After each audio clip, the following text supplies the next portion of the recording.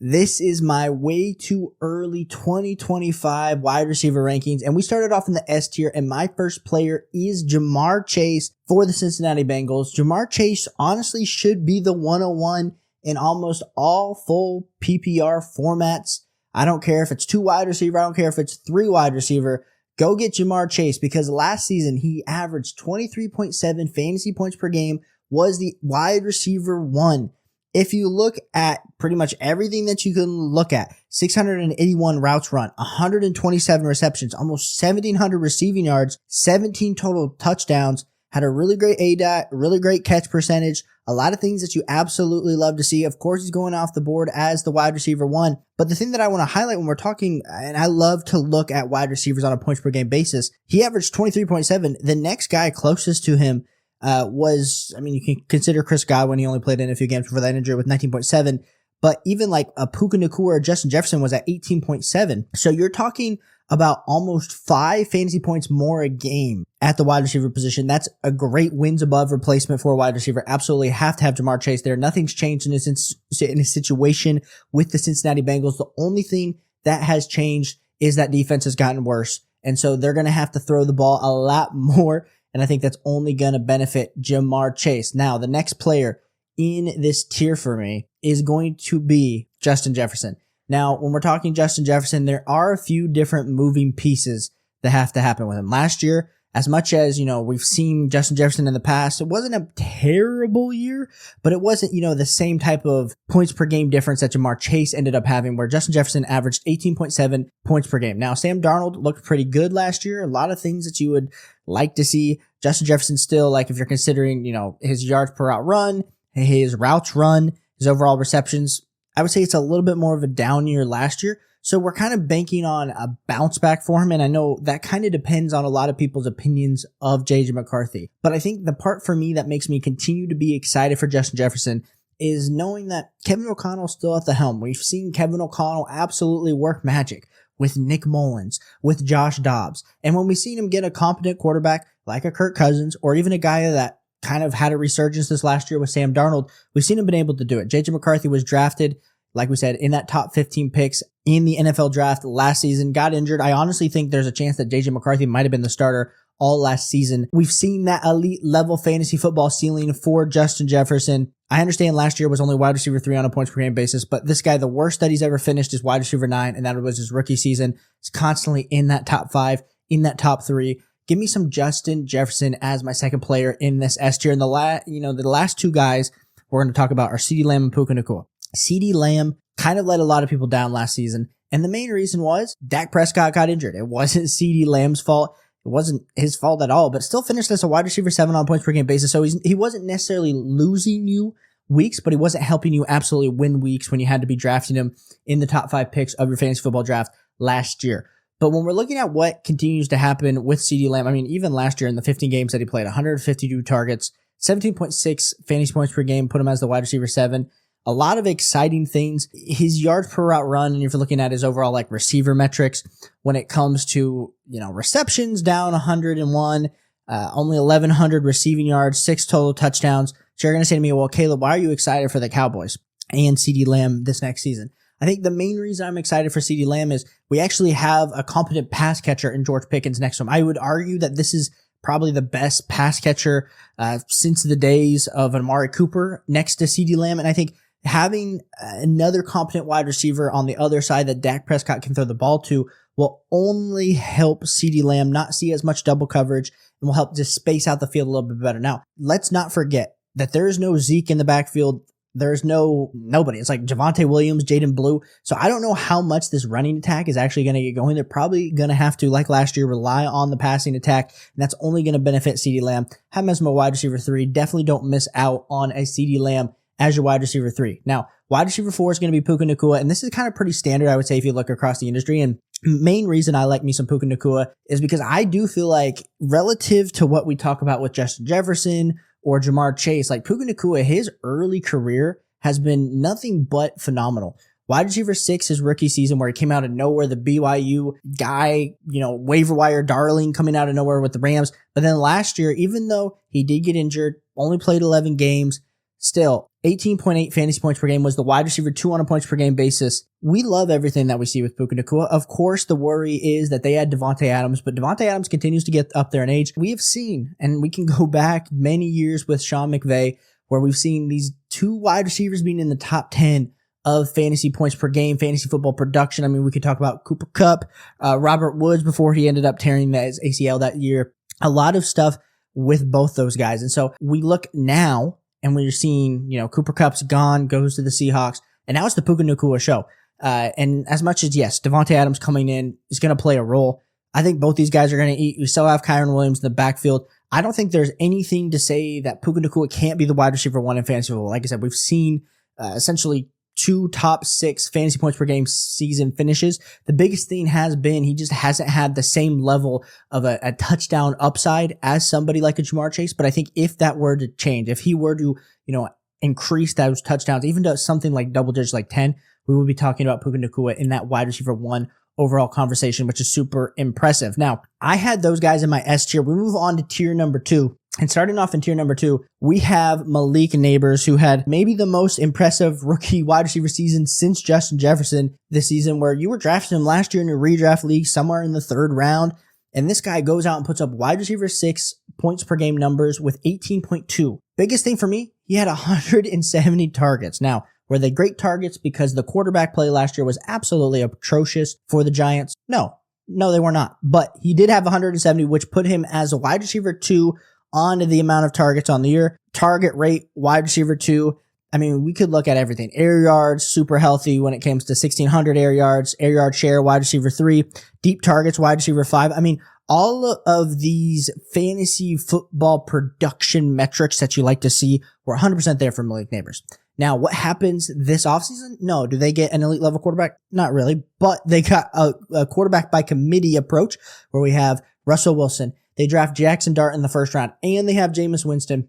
Enough quarterbacks that can, throw the ball all over the yard. That makes me super excited for Malik Nabers. Of course, they draft Cam Scatterbo in the 4th. Still got Tyrone Tracy, but they didn't add really any other pass catchers that we have to be super concerned about for the Giants. So I think where all wheels are up are for Malik Nabers. If he can take even a small leap in year 2, this kind of ranking, I think there's a chance that he could even be that when you're in the back end of the 1st, that's where you're going to have to take him in your redraft leagues. I think we could be seeing him absolutely soar up the boards and really pay off in that back end 1st category.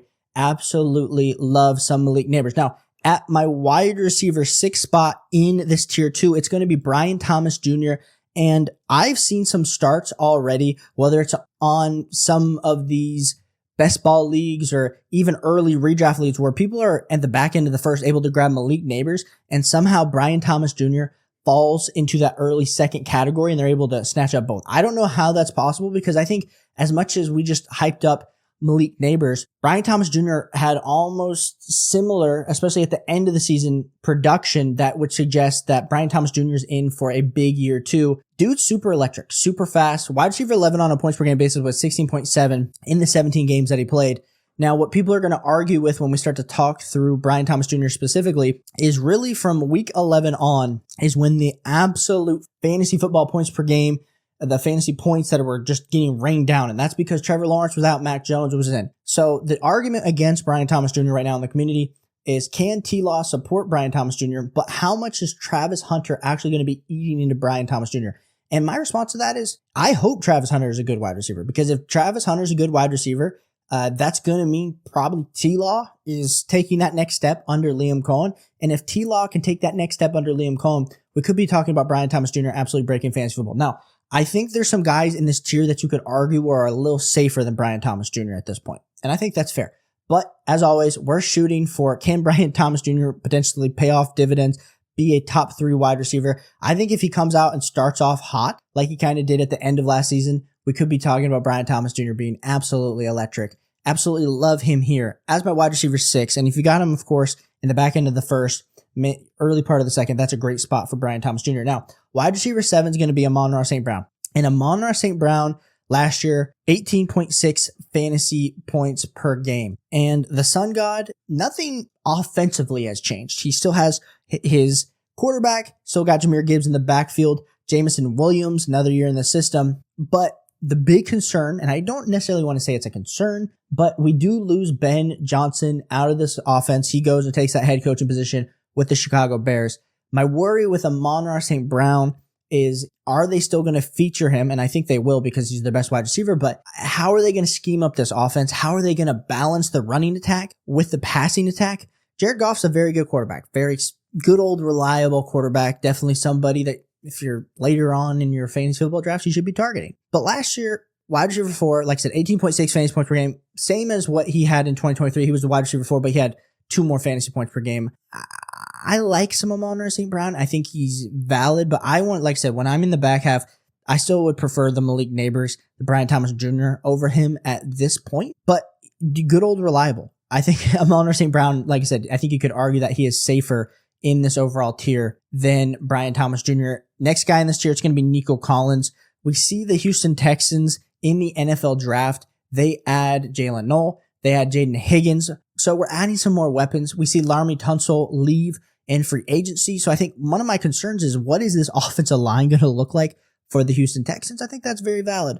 But last year, wide receiver 8 on a points per game basis, only played in 12 games. This dude was absolutely cooking at the beginning of the season before that injury, and he was winning people their weeks.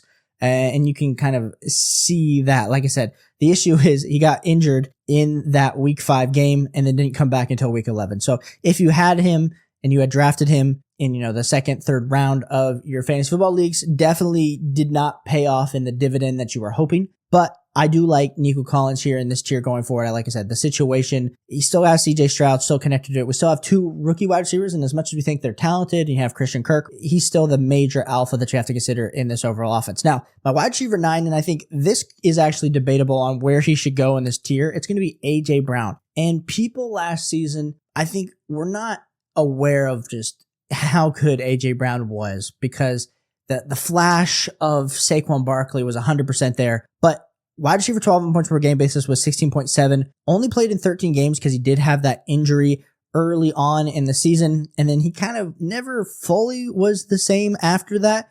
But 22 and 23 fantasy points the first 2 weeks. Nothing in this offense, again, very similar, where you still have Devontae Smith, still have Dallas Goedert, Jalen Hurts, Saquon Barkley, still very good offensive line. We see Kellen Moore leave town. So how is this going to overall impact the offense? Are they going to rush Saquon a little bit less? Saquon Barkley had an insane amount of touches, insane amount of carries. If we can see A.J. Brown, maybe they rely a little bit more on the passing attack. We could see A.J. Brown just absolutely crush. I think where he's going in drafts is 100% appropriate. Like I said, he's 28 years old. Some people in the fantasy space, once we see a wide receiver start to get up here, get a little bit worried. Same thing with running backs. I'm not worried about A.J. Brown. Like I said, we have to be a little bit more aware at that age 30 season more than the age 28 season. And so I'll be taking A.J. Brown here as my wide receiver 9. And the last guy we're going to be talking about is Drizzy Drake London for the Atlanta Falcons, ending off in tier 2. Now, Drake London, same thing, high pedigree of draft from that 2022 draft class. We thought Kirk Cousins was going to be the benefit for both Drake London and Kyle Pitts, and that really wasn't the case. But holy moly, ladies and gentlemen, when Michael Penix took over, things just started heating up for my boy Drizzy Drake London. In that last game versus Carolina, 18 targets, 3 of them were in the red zone. He had 10 receptions for 187 yards, putting up 40.7 fantasy points in week 18.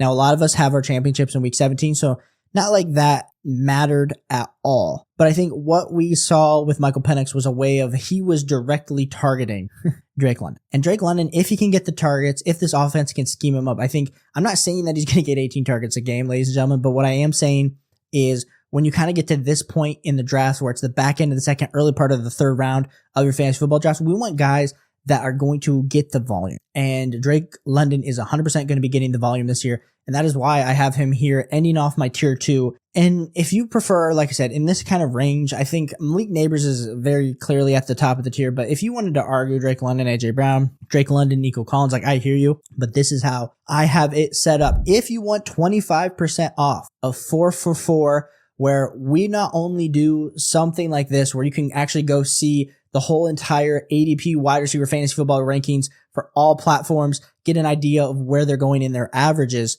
Use code YouTube on 4for4 for 25% off.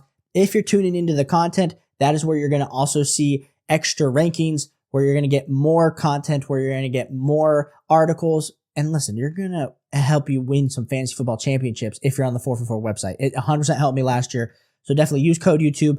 Go check that out on the 4for4 website. Now, moving on to tier number 3 in the wide receiver landscape.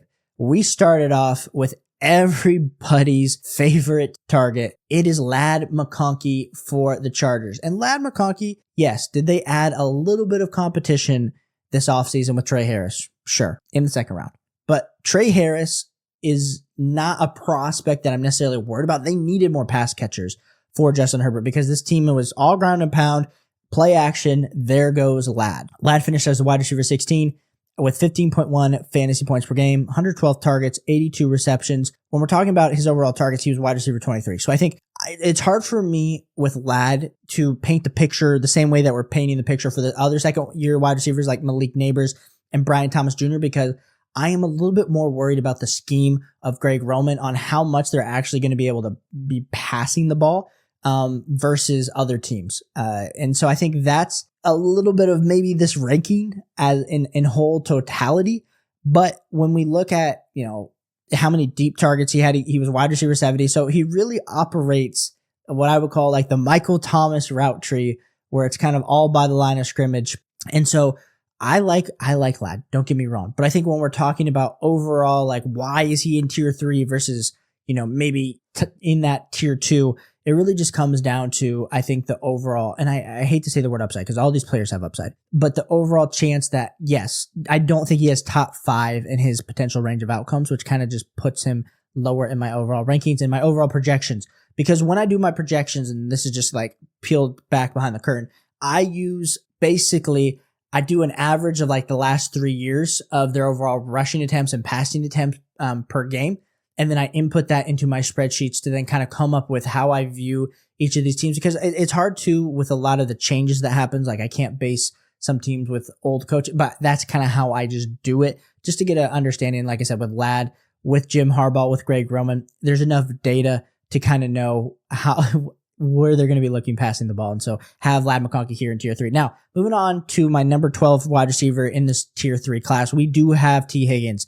And T. Higgins won me some money last year, ladies and gentlemen, because he was disrespected. Comes out and puts up a wide receiver 5 points per game season, gets paid this offseason. We love to see it. And the same reasons that I love myself some Jamar Chase, you get a discounted T. Higgins because he's playing in the same offense as an elite level wide receiver. But the part that I want to talk about is 109 targets and 10 receiving touchdowns. If T. Higgins can remain healthy, which is always a big if, because even last year only played in 12 games a year before that, hasn't played in 17 games since 2022. We're talking kind of like I always like to say like Mike Evans-esque, where, hey, he might only play in 12 or 13 games, but hey, those 12 and 13 games, they're going to be really good. And so there's a part of me that's kind of also a reason for that. Like I said, I want some players that can maintain some health. Football's a hard game to predict an injury anyway, but T. Higgins seemingly is always finding a way to pull a hammy. But if you do want to figure out if he's playing or not, there is actually and I'm a Bengals fan, so I can say this. There's a Bengals beat reporter that actually posts the way that he runs up the hill. If he runs up the hill, he's usually playing. If he doesn't,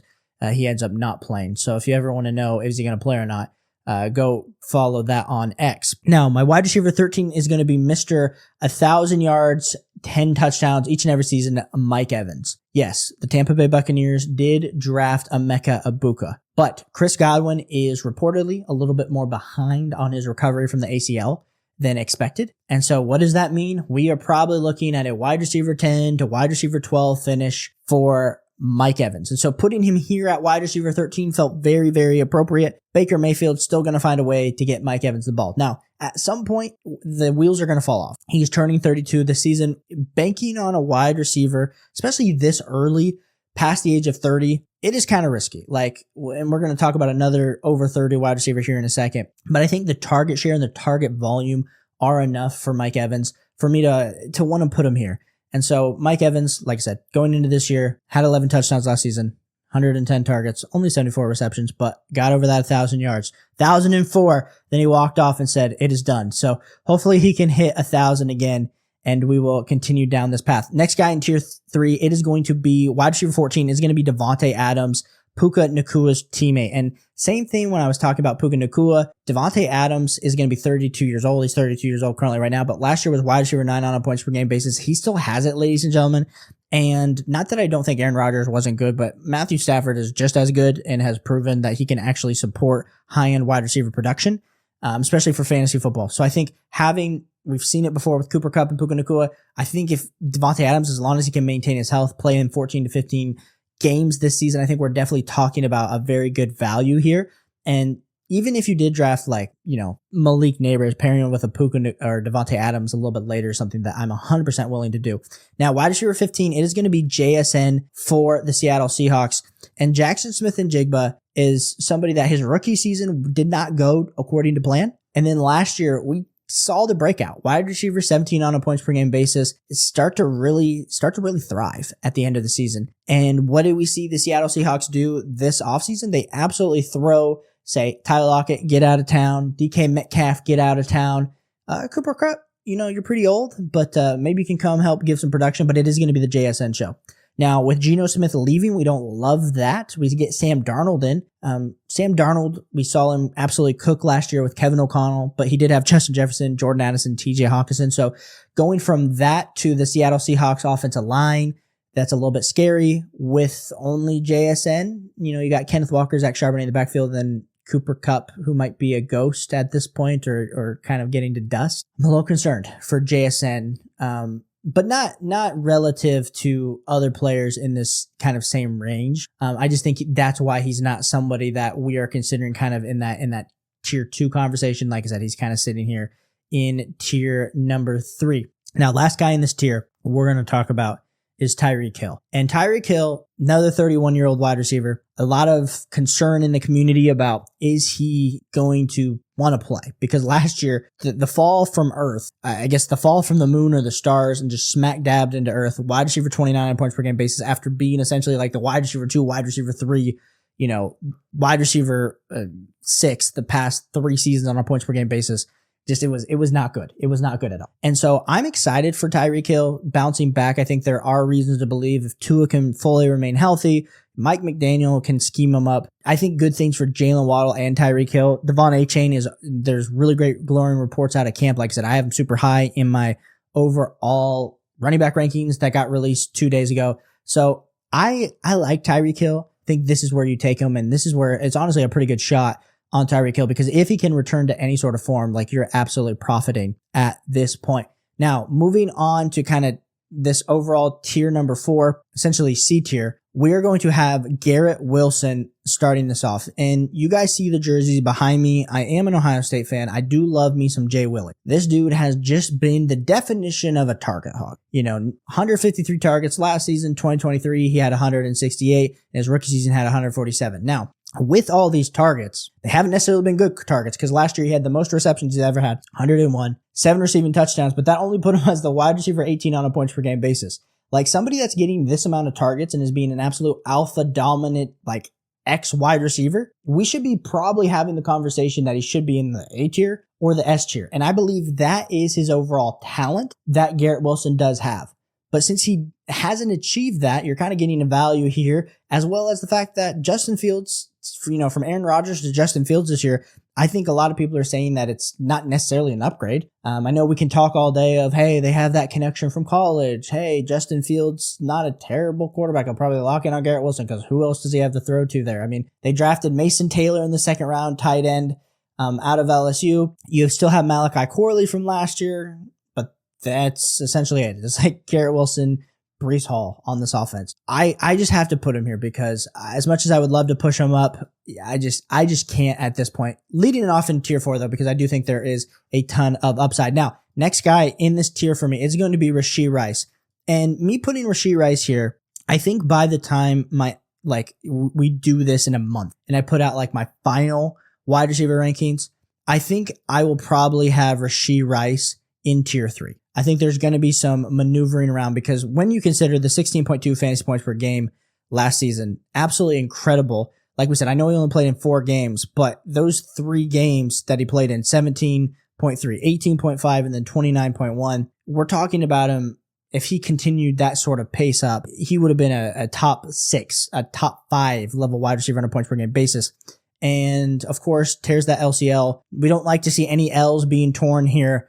Like we said, we were hoping that torn, it helped him stop speeding a little bit.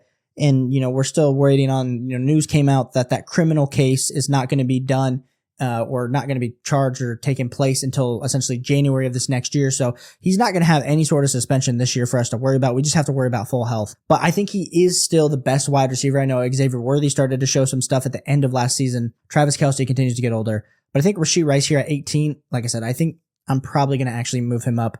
When I start to think about it and I start to actually, part of it was the overall projection, but I think I'm going to have to tweak some things here with Rashee Rice because I do think he's going to get more of the target share as we continue to talk. At wide receiver 19 here, it is going to be Marvin Harrison Jr. And for all of those people, and I did it in a league where we drafted Marvin Harrison Jr. in the early part of the second, and there was even people taking him at the back end of the first. I am so sorry. Marvin Harrison Jr. did not live up to par, didn't live up to form. They essentially used him as a sacrificial X wide receiver where they had him run go routes on the top level cornerbacks on the other team to essentially space out everybody else. And it's like, yo, you drafted Marvin Harrison Jr. with a top 4 pick. Maybe you'd learn to run some crossers. Like they played the Miami Dolphins. They run a crosser for the boy. He scores a touchdown. It's like, do we do that more? Can we figure out ways to be a little bit innovative? And to be honest, the Arizona Cardinals and Drew Pesnick were not innovative at all with Marvin Harrison Jr. And so 11.6 fantasy points per game, 116 targets, 62 receptions. There is not a lot that I can say to defend Marvin Harrison Jr. that's going to make you feel good about taking him. The thing that we have to know is he was an elite level prospect, and sometimes wide receivers year one don't break out. We've been absolutely blessed the last 5 years to have wide receiver after wide receiver break out year one.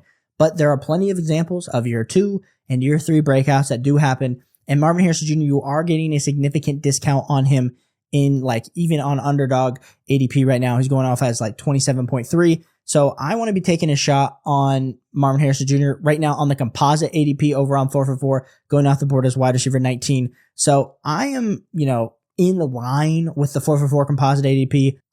I just wish I could push him higher because I do think the talent level is a lot higher than that. We'll just have to see if Kyler Murray and Drew Pesnick can agree with that. Next guy on the list at wide receiver 20, it is going to be DK Metcalf. And DK Metcalf gets traded from the Seattle Seahawks to the Pittsburgh Steelers. And when we're specifically talking about DK Metcalf, there's nobody else to be competing with in this offense. I mean, they got rid of George Pickens. The days of haunting of Deontay Johnson are gone. And then they add Aaron Rodgers. So it's pretty much Pat Freiermuth, and DK Metcalf. And it's hard for me to pull any stats from last year and say, hey, this is, correlative to what he's going to be able to do on the Pittsburgh Steelers because we don't know how they're going to use him.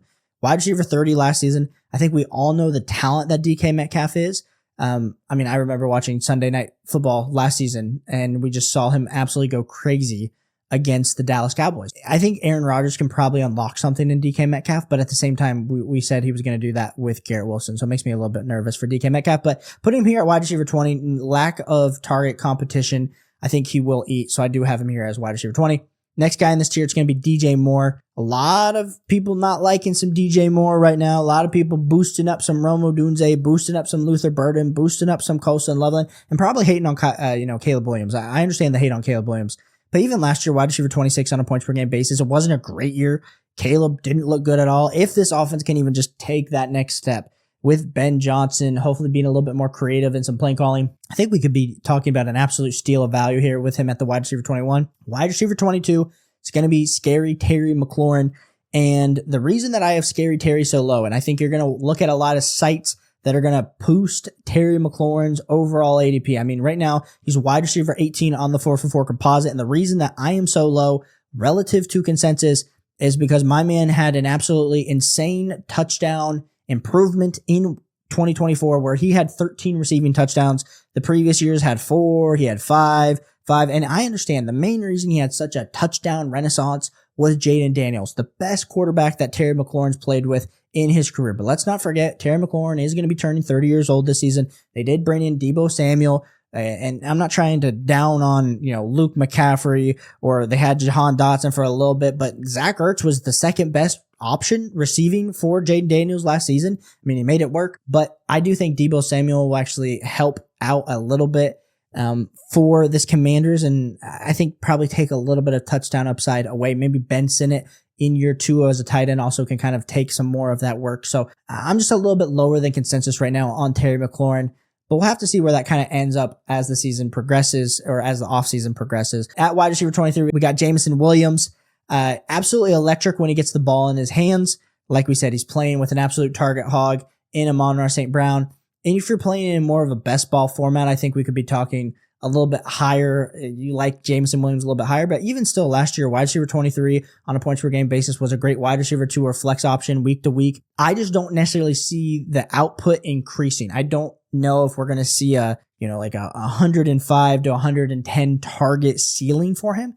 And I think that's the issue that I have with this. And like we said, we don't know how this new offense is going to go. I mean, I assume we're still going to be running a lot of the same looks. Amon-Ra St. Brown over the middle, and Jameson Williams going deep. They got great play action. We still got Jahmyr Gibbs and David Montgomery in the backfield.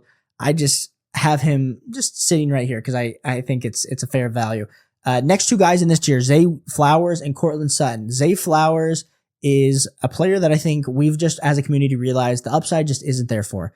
The Ravens, they like to pass the ball around, whether it's Isaiah Likely, whether it's hopefully Mark Andrews making a little bit of a comeback this year, to even a guy like we said, like with Zay Flowers. He's just been like wide receiver 32, wide receiver 31 on a points per game basis. And you're going to say, Caleb, why are you putting him and ranking him here? And I think that's a fair value to be said. I think the main reason I'm having him here is because like he's still the wide receiver 1 for the Baltimore Ravens, who are going to be a really good offense. And I like to invest in good offenses and hope that it works out. Year 3 breakouts do happen. And not that he's been bad. Like, I think that's the thing. Like, he hasn't been bad, but he hasn't been great. And so I think looking at Zay Flowers, if he can just take this next step in this offense, even if the rushing attack has to open up a little bit, I think that'll help. And the main reason with Zay Flowers is when they get into the end zone or red zone, they are not targeting Zay Flowers. I mean, 4 and 5 receiving touchdowns over the last 2 seasons. So we're going to have to see a little bit more touchdown upside. And I don't know if that's necessarily going to come here this season. Next guy in my tiers, it is going to be Courtland Sutton. And Courtland Sutton was kind of left for dead for me last season, but he finished as a wide receiver 24 on a points per game basis. I think when you're looking at the Sean Payton, Bo Nix kind of connection, that was great. That was absolutely great for Courtland Sutton. So this season, what do? You still have Marvin Mims. We have really good running backs now with RJ Harvey and J.K. Dobbins in the backfield, but they didn't add anybody of significance that I'm super worried about for Courtland Sutton in this overall offense. So I'll be taking a shot on Courtland Sutton here. He is still the X wide receiver. Like I said, 29.7 years old, but I do think he should be able to get targets. Now we move on to tier number 5, and this is absolutely a massive tier. And so we're going to continue moving with this. And if you guys have any questions, let me know down in the comments. Now, Xavier Worthy, like we said, we saw him absolutely dominate at the end of last season without Rashee Rice. How is that going to impact now that we have Rashee Rice back healthy, as well as you still have Travis Kelce? I don't know. But if this Chiefs offense turns into prime, 2019, 2020 Chiefs with Tyreek Hill and Travis Kelce, I think we're going to be looking at Xavier Worthy as an absolute great value here as the wide receiver 26. At wide receiver 27, it's going to be Davante Smith, who has been just Mr. Consistency year in and year out. And I think as we start to talk about is this a little bit low of a ranking for Davante Smith? It potentially is, because wide receiver 14, wide receiver 20, and wide receiver 15 on a points per game basis. Yeah, I might have to move him back up as I'm just thinking about it. Like I said, I make my rankings, I start talking about them, and then this is the part with rankings. You're just like, man, he probably should be in tier 4 as I think about it. So they'll probably, like I said, there'll be a little bit of an update going forward there for Davante Smith. At wide receiver 28, though, we do have Calvin Ridley, who his situation improved immensely with the addition of Cam Ward to this offense. And I don't think that improves the overall chances of the Titans winning more games for Calvin Ridley. He is 30 years old, wide receiver 36 on a points per game basis, but we have seen some pretty good upside from Calvin Ridley. And if Cam Ward can even do like a mini light of what we saw Jaden Daniels do last season, where he can just pick this offense up as a whole, I think we could be talking about Calvin Ridley being a steal at this overall ADP. Now, George Pickens is next. And I think when you start to get to this kind of range of wide receiver, the thing that I like to do is invest in good offenses. And I think the Cowboys are going to be a good offense, and especially a good passing offense. And George Pickens is stepping into the best quarterback that he's had, over his career with Dak Prescott. And so I think we haven't even seen the full ceiling. Back in 2023, he did put up wide receiver 36 points per game. Last year, he was wide receiver 35 with 11.7. I think you could easily see George Pickens increase that up to 14 points per game, which is going to be 100% a steal of value here with him, especially if he could get more touchdown upside, because we haven't seen that of him yet, but he is a big bodied wide receiver. Pause. And we absolutely love what he's going to probably be able to do being the number 2 next to CeeDee Lamb, where defenses aren't focused on him. Okay, next in tier 5, we have the 2 rookie wide receivers. And if you follow the channel on DLF, which is our sister channel, Addison and I have been all over Travis Hunter and Ted Roy McMillan. I always say Ted McMillan, but he likes to go by T-Mac. Starting off with Travis Hunter. Yes, we do not know what the splits are going to be between both offense and defense. But the thing that we do know about Travis Hunter is that according to Matt Harmon over at Reception Perception, he's comparing him to a prime OBJ. And I think we didn't even get to see him fully explore offense. And you don't trade up 3 picks, offload your future first just to go get a cornerback. Not in today's economy, not in the NFL. You need wide receivers that are going to go win at the catch point and go absolutely score touchdowns to help you win. And so Travis Hunter, to me, at wide receiver 30, feels a little bold, feels a little risky, but when you get to this point and we're drafting wide receiver 3s, we're drafting wide receiver 4s, you got to shoot for upside, and Travis Hunter potentially could be almost a little bit of a cheaper version of what we saw from Malik Nabers last season, or even Brian Thomas Jr. That's probably a little bit better of a comparison if he were to absolutely come out and light the world on fire. Like we said, with T-Mac sliding in as the wide receiver 1 for the Carolina Panthers, Bryce Young absolutely emerged after the benching last season. You still got Dave Canales, who compared him, we need a good X wide receiver for Bryce Young. So go get me some T-Mac. I like T-Mac here at wide receiver 31 here in this tier. Now, last few guys in this tier we're going to talk about. Jordan Addison, I think we saw flashes last year with Sam Darnold. What is that going to look like with JJ McCarthy? I'm a little bit more bullish on Justin Jefferson than I am Jordan Addison. Wide receiver 30 and wide receiver 22. So I pulled him down a little bit relatively to where I think his overall ranking could be. Like I said, all these guys in the tier, you could make arguments for them being at the top of the tier. Like in some other tiers, like when I was talking about Malik Nabers earlier, I was like, I just think this one's a little bit more fluid. Jalen Waddle, same things I was talking about with Tyreek Hill. It was a down year last season without Tua. I think the bounce back could happen this season for the Dolphins. If this offense can absolutely rejuvenate itself, I think we could be talking about both a lot more wins for the Miami Dolphins as well as Jalen Waddle being able to get involved. Chris Godwin, like we said, his injury is causing him to be pulled down the board, where we're talking about, can he ease his recovery coming on time? And when you've torn your ACL as many times as Chris Godwin and you're getting up there in age, like, how does that cost his explosiveness and his explosion? But even in those 7 games, 19.7 points per game was super, super elite for Chris Godwin. They drafted Emeka Egbuka, who's probably the overall Chris Godwin replacement. But Chris Godwin here, nonetheless, like we said, we're taking shots on upside. Wide receiver 35 is going to be Chris Olave.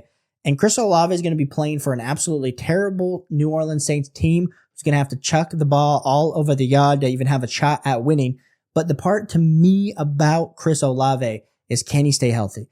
Those concussions have been absolutely killing us, because we could probably be talking about Chris Olave without any concussions being in the same conversation as JSN, as Garrett Wilson earlier on in this video. But since it's not, and we're worried that this offense isn't going to be that good, it's hard for me to absolutely push Chris Olave up the board. So I do have him here as wide receiver 35. At wide receiver 36, we have Rome Odunze, wide receiver 2 for the Chicago Bears. And Rome, we're out though. Romeo, he just was not the same level that we saw from, even Marv, what Marv was able to do last season. 101 targets, 734 receiving yards, and 3 total receiving touchdowns. Wasn't great. Like I said, Caleb Williams wasn't great. We saw that impact DJ Moore's numbers. We saw that impact Rome Odunze year 1. But can Ben Johnson scheme up Rome Odunze? Or is Rome Odunze going to get passed in the pecking order by Colson Loveland and Luther Burden? That has me a little bit worried. And that's why I think Rome Odunze, I think a lot of people in the community right now are banking on Rome Odunze. He's going to be, a breakout, year 2 breakout. He's my prediction to be a breakout. And I think that I understand the sentiment. I think that is a popular take, but I just can't be doing that when I know Luther Burden was just drafted in the 2nd round. They drafted Colson Loveland in the 1st. Not saying Colson Loveland's going to absolutely eat Rome Odunze's lunch. There's a chance Rome Odunze turns into the wide receiver 1 on this team. I just, in the range of outcomes, have him here in this tier. And now in my last and final tier, we have Jerry Jeudy starting off this tier. Cleveland Browns are an absolute mess. It's an absolute dumpster fire over there. We got Shedeur Sanders speeding over all over the place. But if Joey Flacco is starting, I think we could see some good things for Jerry Jeudy, who last year had essentially a really great season, wide receiver 21, 14.2 fantasy points per game. This team's going to be bad, ladies and gentlemen. If you're a Cleveland Browns fan, you know they're going to be bad. I know they're going to be bad as someone that grew up in Ohio. But Jerry Jeudy is intriguing when you kind of get to this wide receiver 37 range. At wide receiver 38, we do have Jayden Reed. They did draft Matthew Golden in the draft. So a lot of people are going to say, hey, Matthew Golden should be the one. He's going to be more talented. But I think Jayden Reed, we've seen that ultimate boom bust upside. Wide receiver 26 as a rookie in points per game. Last year was wide receiver 38. Who on God's green earth is catching passes for the Packers? I mean, it's probably Jayden Reed, Tucker Kraft, and Matthew Golden are the three, with Christian Watson being out. I just think Jayden Reed's the best wide receiver currently on this Packers team. So you definitely want to be considering Jayden Reed at wide receiver 38. At wide receiver 39, we're going Deebo Samuel. When we talk about Terry McLaurin, I think Deebo Samuel will be able to get enough touches. Last year was a little bit of a disappointment with wide receiver 46, 10.2 fantasy points per game. Like me, some Deebo Samuel here. And then the last player at wide receiver 40, it is going to be Jawan Jennings. Brandon Ayuk, we're going to have to see how that recovery comes about. Brock Purdy's going to need someone to throw to. And I think a lot of people are excited about George Kittle. But we saw Jawan Jennings absolutely win people leagues in their flex spots off the waiver wire. So I do like some Jawan Jennings here at wide receiver 40. Some guys that I thought about that, almost, they just didn't make the cut for me here in my overall rankings. But I definitely think going forward, you should be considering. A guy like a Khalil Shakir is kind of an honorable mention. A Jacoby Myers is an honorable mention.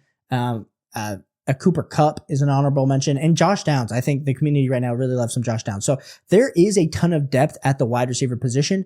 But like I said, guys, these are my early 2025 wide receiver rankings. If you like the content, hit that like and subscribe button if you made it all the way through. Appreciate you guys for tuning in, and I'll catch you on the next one. Peace.